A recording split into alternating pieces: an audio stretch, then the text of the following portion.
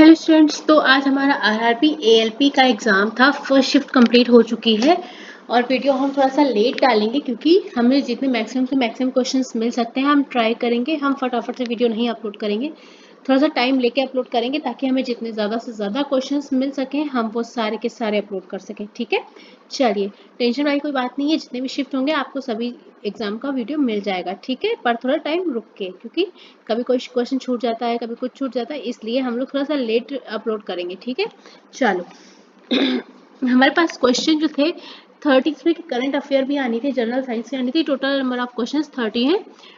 तारों का टिमटिमाना क्वेश्चन आपसे आया था कि मुख्य रूप से किस परिघटना के कारण होता है। तो ये जो परिघटना कहलाती है ये अपवर्तन कहलाती है, जिसके कारण तारों का टिमटिमाना हमें मतलब मुख्य रूप से इस घटना के अंतर्गत आता है। ठीक है, नेक्स्ट क्वेश्चन आपसे आया था सशस्त्र सीमा बल के या सशस्त्र होगा कि महानिदेशक कौन है। तो अमृत मोहन प्रसाद जी जो हैं वो महानिदेशक हैं।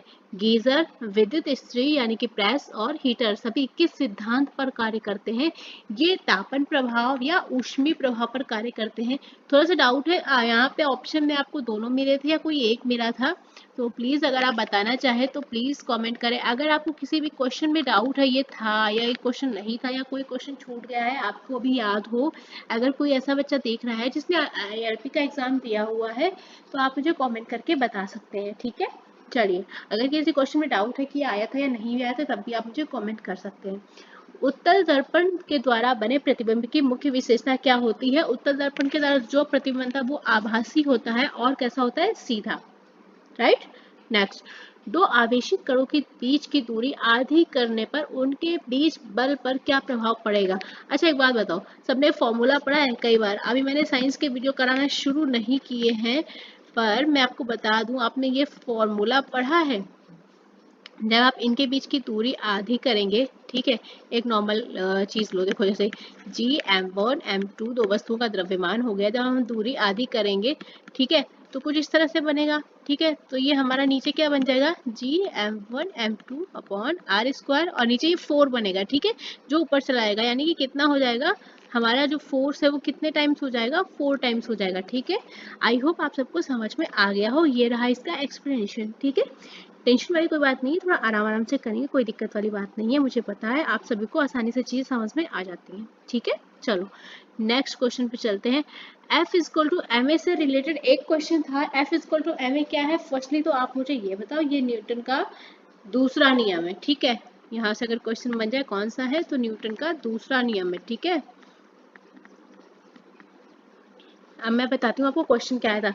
आपको एक वस्तु का जो द्रव्यमान था वो गिवन था, आपको द्रव्यमान दिया था वस्तु का 2 kg आपको गिवन था। ठीक है, इसके अलावा आपको त्वरण यानी कि एक्सीलरेशन दिया गया था, ये भी गिवन था, 10 मीटर पर सेकेंड स्क्वायर। ठीक है, और आपको इन पर लगने वाला बल निकालना था, फोर्स आपको कैलकुलेट करना था। ठीक है, तो हम लोगों ने Newton second law of motion क्या पढ़ा था, F is equal to M ए।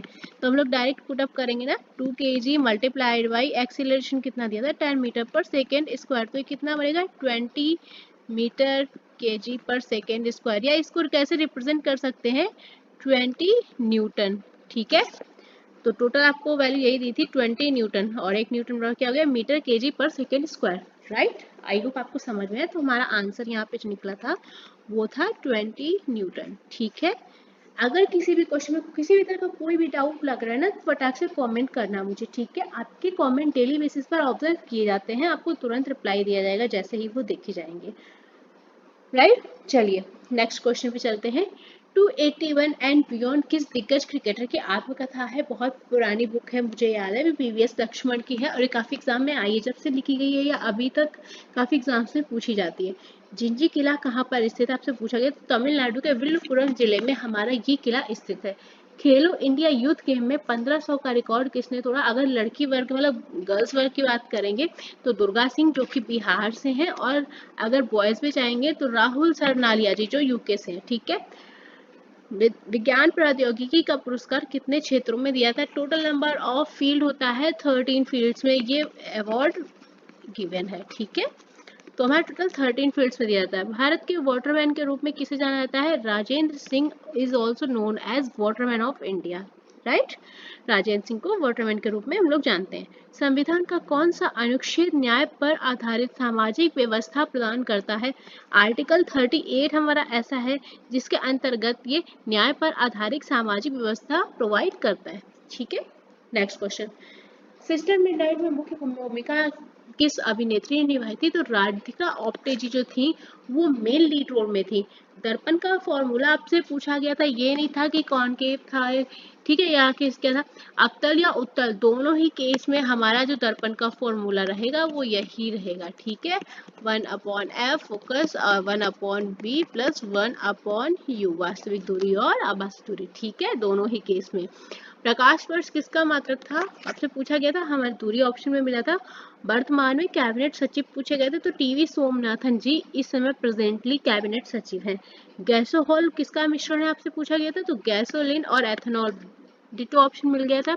बिहू नृत्य किससे संबंधित है? असम से एसएससी सीजन में भी आया था और एमटीएस में भी आया था 2024 में ही।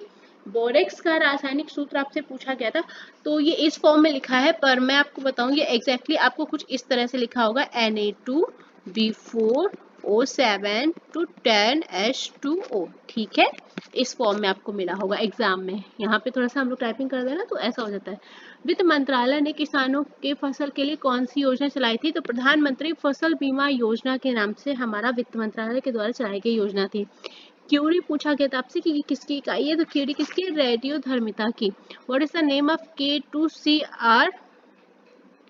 देखो ये ऐसे लिखा आपको मिला होगा K2, इसको देखिए कंफ्यूजन मत होना, Cr2O7। ठीक है, इस तरह से। तो ये पोटेशियम डाइक्रोमेट का फॉर्मूला है हमारा। ठीक है, आपसे केमिकल नेम पूछ लिया था, मैं केमिकल नेम्स की वीडियो जल्दी ही आपको अपलोड करवा दूंगी। ठीक है, केमिकल नेम क्योंकि ALP एग्जाम में आएंगे, थोड़ा सा लॉन्ग वीडियो रहेगी तो आपको थोड़ा सा अपना स्टैमिना रखना पड़ेगा, आप इतनी लंबी वीडियो देख पाए, थोड़ा सा तो टाइम लगेगा। देखो अगर कोई अच्छी चीज कराते हैं तो थोड़ा टाइम लगता है, ठीक है, आपके ऊपर डिपेंड है। और ALP वालों टेलीग्राम या व्हाट्सएप चैनल प्लीज सब्सक्राइब करो फटाफट, कोई भी एक कर लो, दोनों पे डिटो एक टाइम पे एक ही चीज पर डाल रही हूँ मैं, तो कोई भी एक कर लो। ठीक है, अपनी नीड के अकॉर्डिंग। ठीक है, चलिए, तो thank you so much students जो देख रहे हैं। प्लीज़ अगर आपको वीडियो पसंद आ रही, कंटेंट पसंद आ रहा है तो आप चैनल को सब्सक्राइब कीजिएगा, शेयर कीजिएगा, and no need to worry, कोई किसी भी तरह की टेंशन मत लीजिएगा, सारी शिफ्ट अवेलेबल होंगी, मैक्सिमम क्वेश्चंस जितने से ज़्यादा मिल जाएंगे वो मैं आपको करवा दूंगी। ठीक है, चलिए, so guys thank you so much, साथ में बने रहिए। आज 25 नवंबर है, इसका शिफ्ट थ्रू मैं आज के आज ही अपलोड कर दूंगी। ठीक है, जितने भी नए स्टूडेंट्स हैं प्लीज़ वीडियो को सब्सक्राइब कीजिएगा, चैनल को सब्सक्राइब कीजिएगा। ठीक है, thank you so much students. Hello students, तो हम लोगों ने RRB LP का शिफ्ट 1 डाला है। मैंने बहुत कोशिश की थी कि कुछ क्वेश्चंस नहीं छूटे, पर कुछ क्वेश्चंस छूट गए हैं किसी वजह से, तो मैं उनको वापस से ऐड ऑन करके करा रही हूँ। ठीक है, ये क्वेश्चंस मैं करा चुकी हूँ, पर मैं दोबारा कोशिश करूंगी कि इन दोनों वीडियो को एक साथ मर्ज करके मैं दोबारा अपलोड कर दूँ। ठीक है, तो हम लोगों ने ये सारे क्वेश्चन कर लिए थे, 18 भी कर लिया था, 22 तक यहाँ तक हम लोगों ने डन कर लिया था, है ना। इसके बाद मुझे कुछ और क्वेश्चंस मिल चुके हैं, तो एक बार इनकी बात कर लेते हैं। ठीक है, देखो आउट ऑफ 30 क्वेश्चंस में से हमसे बोला गया था रक्षा अनुसंधान एवं विकास संगठन DRDO का मुख्यालय पूछा गया था, तो नई दिल्ली में स्थित है। ठीक है, जूल का 1 kWh किलोवाट पर आवर में मान पूछा गया था, तो आपका 3.6, ये कुछ आपको इस तरह मिलेगा, 3.6 इंटू 10⁶ जूल। ठीक है, ठीक है, हो जाएगा, ये हमारा वैल्यू था। चलो, 2024-25 के लिए यूनेस्को की विश्व धरोहर सूची के लिए भारत का नामांकन क्या था? तो मराठा सैन्य परिदृश्य जो है ये हमारा यूनेस्को की विश्व धरोहर सूची के लिए नॉमिनेट किया गया था। कार्य की इकाई क्या है आपसे पूछी गई थी, तो हमारा जूल है। 2024 महिला प्रीमियर लीग WPL में सबसे मूल्यवान खिलाड़ी MVP यानी मोस्ट वैल्यूएबल पर्सन कौन है? तो दीप्ति शर्मा जी थे। एडेनोसिन ट्राइफॉस्फेट यानी कि ATP क्या है? कोशिकाओं में किस मिश्रण से निर्मित होता है?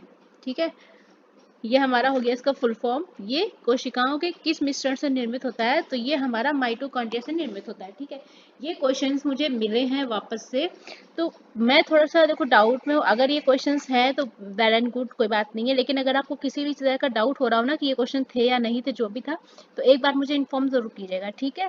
मैं कोशिश करूंगी, मैं इतना सेक्शन अपलोड कर रही हूँ, फिर मैं एक कंबाइन करके इनको अपलोड वीडियो में, मैं दोनों वीडियो को कंबाइन करके आपके लिए अपलोड कर दूंगी, ठीक है। मैंने बहुत कोशिश की थी क्वेश्चन मिस नहीं हो, पर किसी वजह से मिस हो गए हैं, उसके लिए वेरी वेरी सॉरी। मेरी गलती की वजह से आपको थोड़ा सा सफ़र करना पड़ेगा, बट मैं दोनों वीडियो को मर्ज कर दूंगी पार्ट 1 एंड पार्ट 2 करके, ठीक है।